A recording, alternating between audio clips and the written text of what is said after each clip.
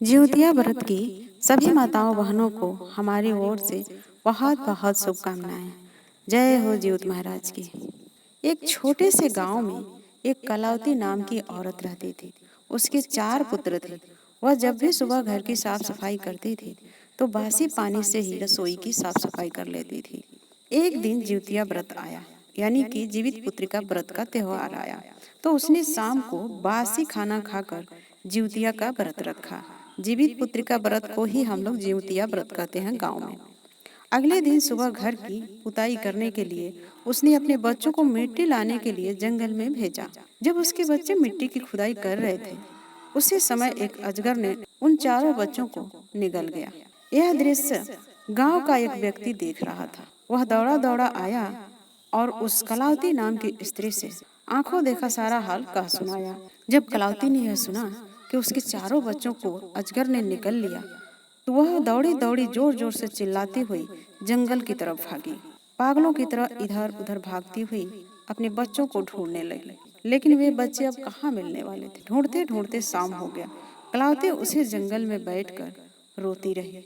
रोते रोते जब आधी रात बीत गया, तब एक महात्मा जी वहां प्रकट हुए, यानी कि एक साधु आए और कलावती को रोते हुए देखकर उसके रोने का कारण पूछा। तो कलावती ने सारा वृतांत कह सुनाया। तब महात्मा ने कहा, तुम चिंता मत करो, मैं तुम्हें एक उपाय बताता हूँ, तुम उसे सच्चे मन से करना। देखो, आज जीवित पुत्रिका व्रत है, कल जीवतिया व्रत का पारण होगा, यानी कि जीवित पुत्रिका व्रत को ही जीवतिया व्रत कहते हैं। उसका पारण होगा।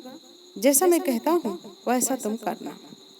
तुम कल सुबह उठना और उठ करके सारे घर का साफ सफाई ताजे पानी से करना। ध्यान रखना, बासी पानी का उपयोग मत करना। फिर जब थोड़ा खर हो जाए, ज्योतिया में जैसे होता है ना कि सुबह, हर व्रत में सुबह नहाते हैं, लेकिन जीवित पुत्रिका व्रत में थोड़ा सा दिन चढ़ने के बाद नहाया जाता है, तो उसी को बोलते हैं खर हो जाना। यानी कि थोड़ा दिन चढ़ आए और खर हो जाए उसके बाद नहाना। तो उन्होंने कहा कि जब खर हो जाए उसके बाद नहाना, स्नान ध्यान करने के बाद चावल बनाना, उसमें से माड़ निकालना। गांव में उसको भात बनाना कहते हैं। जो गांव की औरतें हैं वो समझती होंगी। गांव में भात बनाना कहते हैं। भात बना करके उसमें से माड़ निकाला जाता है, उसी को माड़ बोलते हैं। उसको निकालना और अपने घर के चौखट के सामने बैठकर जीवत महाराज का सच्चे मन से पूजा करना और फिर जीवत महाराज का ध्यान करते हुए उस माड़ को घूंट घूंट करके पीना। ऐसा करने से तुम्हारे पुत्र पुनः जीवित होकर तुम्हारे पास लौट आएंगे। साधु की बात सुनकर कलावती ने साधु के चरणों पर सिर रखकर प्रणाम किया और घर वापस लौट आई। फिर सुबह होते ही फिर उसने साधु महाराज के कहे अनुसार घर की साफ सफाई की। ताजे पानी से, बासी पानी का इस्तेमाल नहीं किया। फिर उसने खर होने के बाद स्नान किया ताजे पानी से और उसने चावल बनाया, यानी भात बनाया। फिर उसमें से माड़ निकाला। माड़ निकलने के बाद जीवित महाराज का पूजा किया। पूजा करने के बाद जीवित महाराज का ध्यान रख करके उसने माड़ को घूंट घूंट करके पिया। फिर उसके चारों पुत्र जीवित होकर घर लौट आए। इसीलिए कहा जाता है कि कोई भी व्रत बासी भोजन करके नहीं करना चाहिए और ना ही कोई व्रत का पारण बासी भोजन से करना चाहिए।